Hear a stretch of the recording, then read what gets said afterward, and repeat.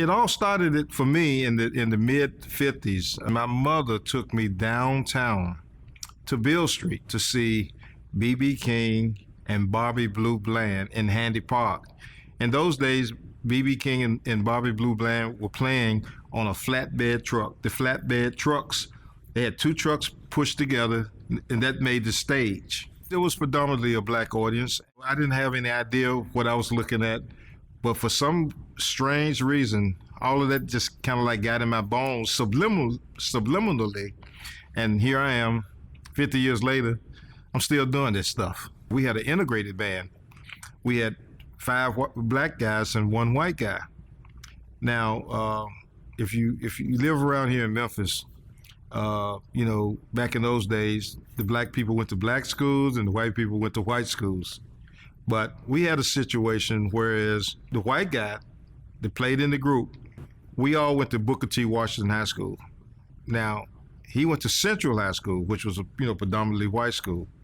He went to his parents and told his parents that he wanted to transfer from Central High School, which in those days, not only was it predominantly white high school, it was an elite school. They had a fit. But he was headstrong. Some kind of way he convinced them to let him do it. So he transferred from a predominantly white high school in the 60s to Booker T. Washington and was accepted. He became one of us. And that was, in those days, that was special.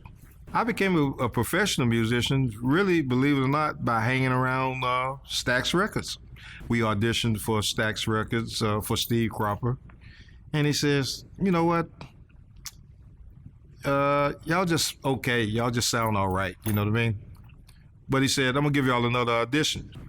So the second time when we were leaving, the president of Stax Records, he see us leaving, he said, who are y'all? We said, we're the Barcades. He said, who is that? He said, it's us. He said, will y'all come back up to the studio one Sunday when you're not doing anything? And we said, sure.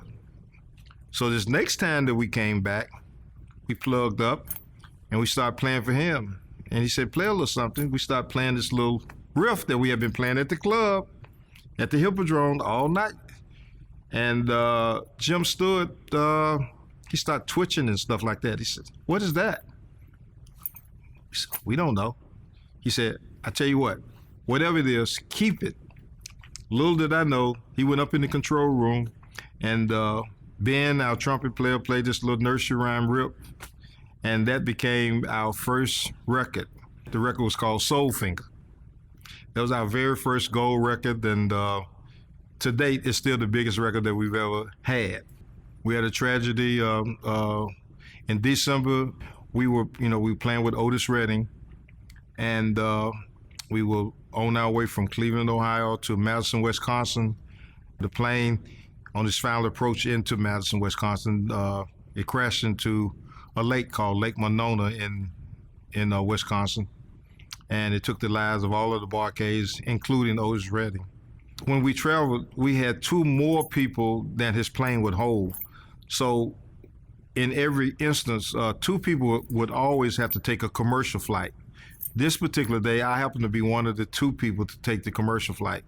Otherwise, I would have been on the plane as well. The accident happened in 1967, and by the middle of 1968, we were able to debut our new band. So we were in the process of rebuilding the Barcades. So on April the 4th, 1968, we just happened to be in the studio recording. And, we wasn't paying any attention to, all the commotion that was going on.